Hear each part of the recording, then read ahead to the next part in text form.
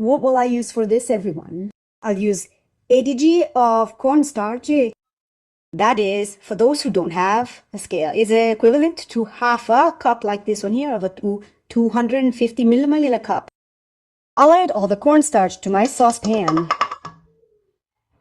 And to dissolve this cornstarch, I'll use 750 TL or mils of milk. I'm using whole milk. First, everyone, I'll add just a little to dissolve the cornstarch. And when the cornstarch is well dissolved, then I'll add the rest.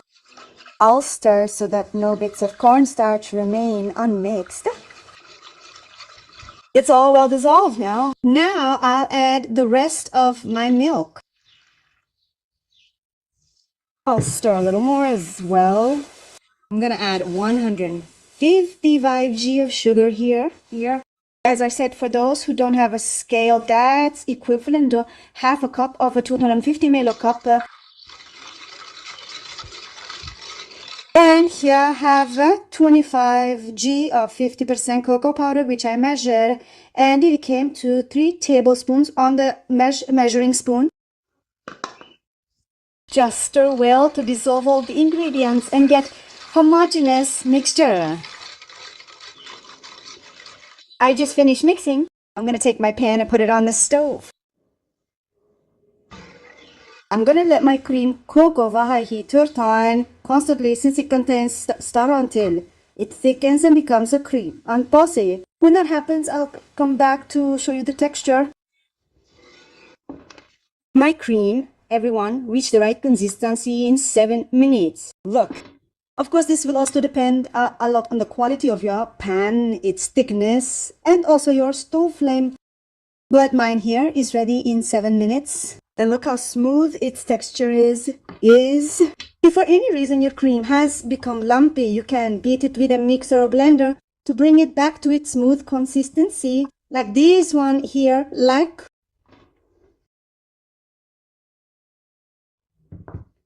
So my cream is here. It's still quite hot. I'm going to add 120 g of chocolate now. I'm going to use milk chocolate, but you can also use semi-sweet chocolate or a blend chocolate, whichever you prefer. Ellie. Now we just need to stir until all the chocolate is dissolved and incorporated into the cream. Look, I've mixed it well, and the texture of our cream has already changed a lot. It's become more velvety and darker too. Next, I will transfer the entire cream to a glass bowl to allow it to finish cooling.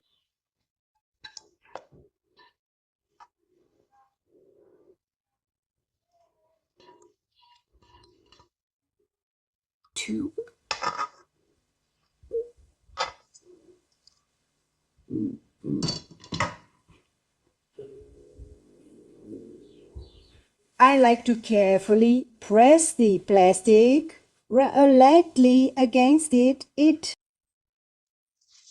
And right here on my countertop, I'll let it cool and then I'll come back so we can continue our recipe.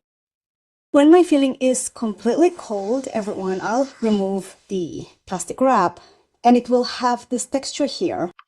Can you see it? So what are we gonna do now? Our next and final step with the filling is to beat with an electric mixer until it's very smooth.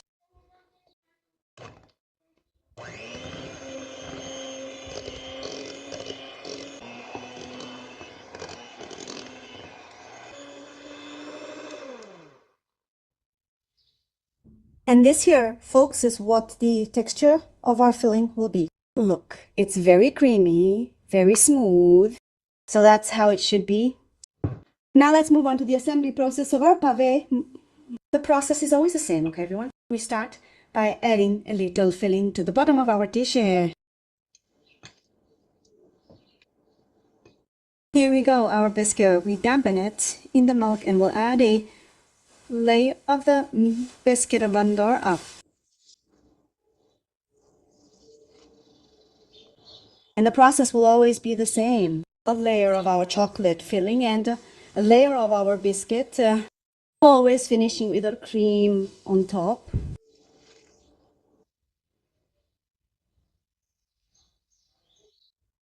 I finished my cake. Finally, I add a little bit of sprinkles to decorate and make it prettier and tastier. But you can also opt for chocolate shavings. Now it goes in the refrigerator for about 2 hours because the colder it is, the tastier this puppy will be. I'm gonna cut a piece here to show you what the texture of this pavé, or rather, this biscuit cake looks like. While you're at it, tell me in the comments below if in your region it's called paraver or torta de bolacha. Let's go. Look at this, everyone. For those who like chocolate, for those who like dessert, especially now, at the end of the year, this dessert is perfect. Plus, you saw that it's a very easy and simple recipe to make. So there you have it, our chocolate pavé recipe that doesn't use condensed milk. If you've made it this far, leave a like to support the channel. Subscribe to the channel if you haven't already, and we'll see you in the next video here on the